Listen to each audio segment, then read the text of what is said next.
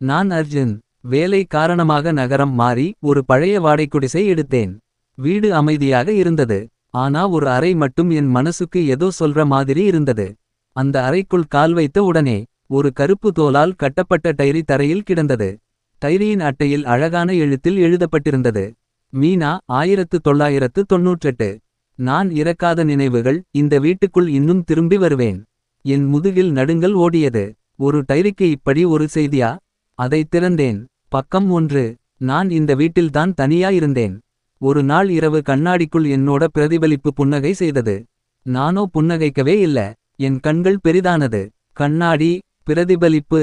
அந்த டைரி சொல்லும் விஷயங்கள் உண்மையா பொய்யா என்று பார்க்க நான் அறையில் இருந்த பழைய கண்ணாடியை தூசி துடைத்தேன். அதுக்குள்ளே என் முகம் தெளிவா தெரிஞ்சது. ஆனா என் பிரதிபலிப்பின் பின்னால் யாரோ நிழல் அசைந்தது. நான் திரும்பி பார்த்தேன். ஆனா அங்கே யாருமே இல்லை. டைரியில் அடுத்த பக்கத்தை புரட்டினேன். பக்கம் 5. என் பின்னால் நிற்கும் அந்த நிழலுக்கு நான் ஒரு பெயர் வைத்துட்டேன். 2வது நான். அது என்னை பார்த்து வாழ்கிறது போல. என் சுவாசத்தையும் பின்பற்றி நடக்கிறது. என்னாலே மூச்சு வாங்க முடியல. டைரியில் எழுதப்பட்ட 2வது நான் என்ற வார்த்தை என் தலையிலேயே ஓடிக்கொண்டிருந்தது.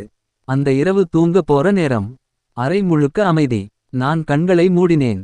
தடக் தடக் தடக். மேசை டிராயர் தானாக திறந்து மூட ஆரம்பிச்சது. டைரி திடீரென மேலே எழுந்து பக்கங்கள் சுழன்று ஓசை எழுந்தது. ஒரே ஒரு வரியில் பக்கம் நிறுத்தியது. நான் இன்னும் இந்த வீட்டில்தான் இருக்கேன். அடுத்த நாள் காலை நான் டைரியை எடுத்து பார்த்தேன். நேற்று இரவு நகர்ந்த பக்கம். வெற்று. எதுவும் எழுதல. நான் அதிர்ந்தேன். இது என் கற்பனையா? அல்லது டைரிக்கு உண்மையிலேயே ஒரு சக்தியா? சாயங்காலம் வீட்டுக்கு வந்ததும் மீண்டும் டைரியை திறந்தேன். அதில் புதிய எழுத்து தோன்றியது. நீ என்னை படிக்க வந்தவர் அல்ல. என்னை விடுவிக்க வந்தவர். நான் அதிர்ந்து நின்றேன். பக்கம் 17. 1998. அந்த இரவு. என் கண்ணாடியிலிருந்து என் பிரதிபலிப்பு வெளியே வந்தது. அது எனது உடலை பிடித்து கொள்ள முயன்றது. நான் ஓடினேன். ஆனால் தப்பிக்க முடியவில்லை. என் இதயம் துடிக்க ஆரம்பிச்சது. இந்த வீட்டுக்குள்ளே. மீனா என்னாச்சு? யார் அவளை கொன்றது? அந்த பிரதிபலிப்பு என்ன? திடீரென கண்ணாடி கிராக் என்று உடைந்தது. பளிங்கு துண்டுகள் கீழே விழுந்தது. அதன் நடுவில் ஒரு பெண்ணின் முகம், சாம்பல் நிறம், வெள்ளை கண்கள் ஒரு நொடிக்குச் சிரித்து மறைந்தது. அந்த குளிர் சிரிப்பு. அதே டைரியின் வாசனை. நான் டைரியை கடைசி முறையாக திறந்தேன். அதில் எழுத்துக்கள் பூரணமாக மாறி இருந்தது. அர்ஜுன், நீ வந்ததிலிருந்து என் 2வது நான் அமைதியாகி இருக்கிறது. அது இப்போது உன்னை கவனிக்குது. கண்ணாடியில் பார்க்காதே. என் உடல்வாழை உறைந்தது. அந்த நேரம்தான்.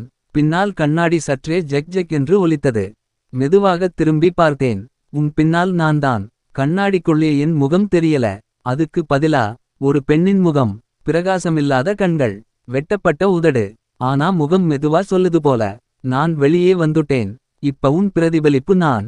டைரி தானாக மூடிகொண்டு தரையில் விழுந்தது. அதன் அட்டையில் புதிய வரிகள் தோன்றின. 1998 முதல் 2025 வரை. இப்போது அர்ஜுனின் நினைவுகள். அதற்கு பிறகு அந்த வீட்டில் யாரும் அர்ஜுனை பார்த்ததேயில்லை.